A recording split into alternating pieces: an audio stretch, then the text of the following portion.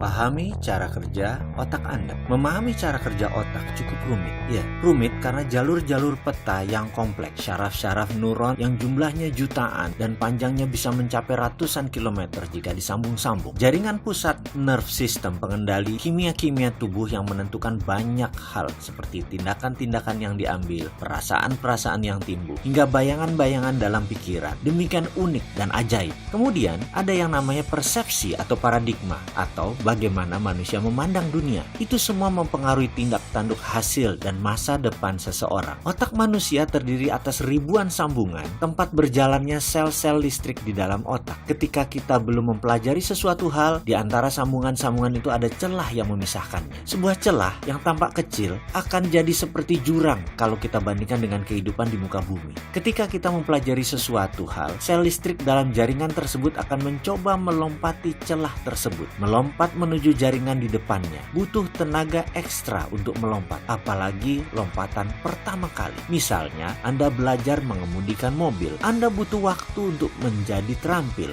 Butuh waktu, tapi lama-lama akan semakin mudah mempelajarinya. Mengapa? Karena setelah lompatan pertama, sel tadi juga akan membangun jalan perintis bagi sel listrik lainnya yang akan melompat juga ketika kita kembali mempelajari hal yang sama. Semakin kita rajin mengulangi hal tersebut, jalan perintis tadi semakin lama semakin baik dan pada akhirnya menjadi kokoh. Celah tadi pun tertutup dan terciptalah sesuatu sambungan baru. Saat itu kita telah berhasil menjadi keterampilan dalam hal yang berulang kali kita pelajari dan kita lakukan. Mengapa? Karena sel-sel listrik otak tak perlu lagi melompat menyeberangi celah. Jembatan telah kokoh berdiri. Itulah mengapa orang yang awalnya tidak bisa kemudian belajar dengan keras akhirnya mulai terbiasa, lama-lama malah menjadi terampil. Apabila ia terus belajar di bidang yang sama, dia pun akan menjadi ahli di bidang tersebut karena ia telah membangun jembatan yang kokoh hingga sel-sel listrik di otaknya bisa berjalan dengan mudah. Celah tersebut dikenal dengan istilah synapse gaps atau RAS, Reticular Activating System. Inilah yang menjembatani pikiran atas sadar dan pikiran bawah sadar. Sesuatu yang di dalam pikiran bawah sadarlah yang menjalani hidup kita dalam wujud tindakan dan pengalaman. Semua terjadi di otak kanan, pengalaman, memori, dan rasa. Bagaimana kalau informasi, tulisan,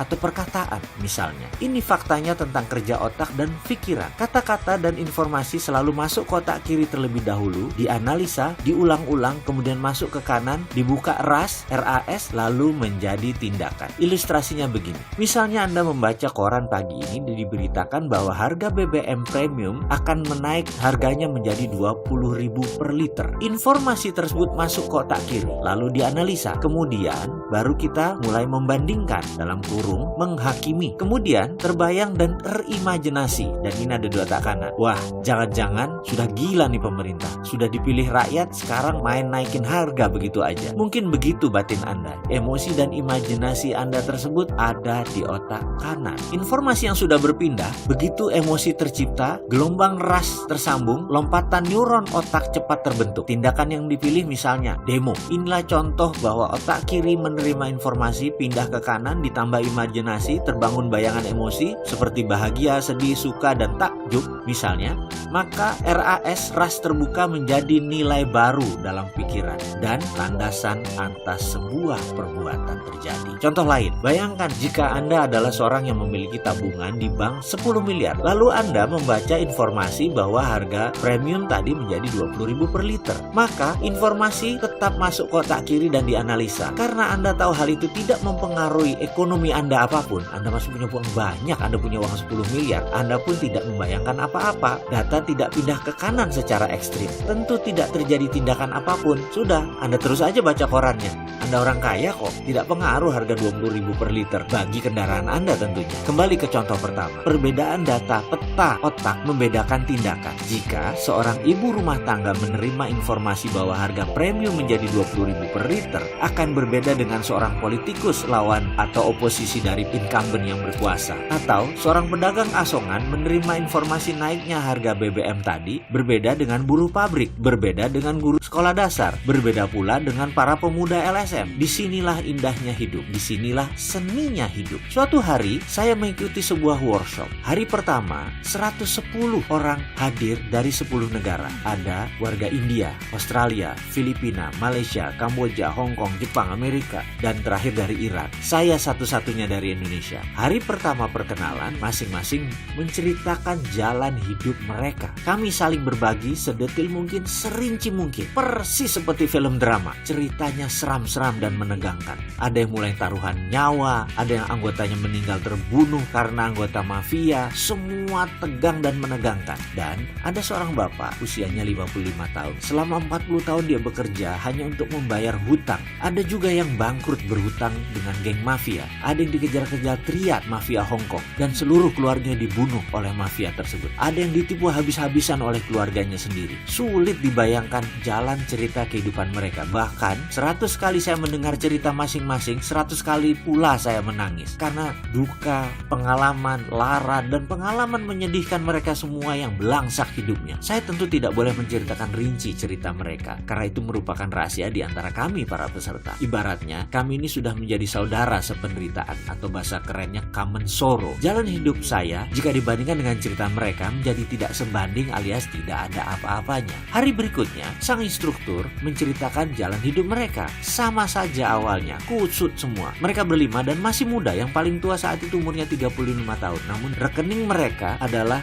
6 juta dolar yang paling sedikit. Itu saya berkali-kali bilang, Cuk, ini anak-anak tajir semua nih yang ngajarin kita. Tapi nggak apa-apa, itulah walk the talk, alias mereka melakukan apa yang mereka katakan. Workshop itu namanya Millionaire Mindset, diajari oleh milioner. Jadi sudah benar, ini adil. Kami diperlihatkan dana di rekening mereka. Mereka tidak berdusta. Diperlihatkan keesokan harinya bagaimana uang itu datang ke mereka. Mata saya mulai melek. Ide di otak saya mulai lompat-lompat liar. Rasanya ada suara aha berkali-kali di benak saya. Hari berikutnya pelajaran dimulai. Kami membentuk formasi setengah lingkaran tanpa meja. Pelajaran trespassing namanya. Teritori ego kami akan diterabas, dilanggar, dilewati. Siap-siap marah, siap-siap tertusuk hatinya. Kami peserta diberi pertanyaan, how is the money comes to you? Atau bagaimana cara uang datang ke Anda? Seluruh peserta mendapat giliran untuk menjawab, dan kalau disamaratakan semua menjawab dengan bekerja. Pertanyaan berikutnya, kalau tidak ada uang, apa yang Anda lakukan? Semua peserta berbicara bergantian, tapi kesimpulannya rata-rata menjawab, mencari pekerjaan. Karena dengan bekerja, kita mendapat uang. Pertanyaan berikutnya, kalau Anda bekerja, apa yang Anda peroleh? Seluruh peserta menjawab, uang. Pertanyaan berikutnya, jadi begitulah cara kerja otak Anda. Untuk mendapatkan uang, Anda harus bekerja. Kita stop sebentar. Ada yang salah dari pertanyaan tersebut? Tentu tidak, bukan?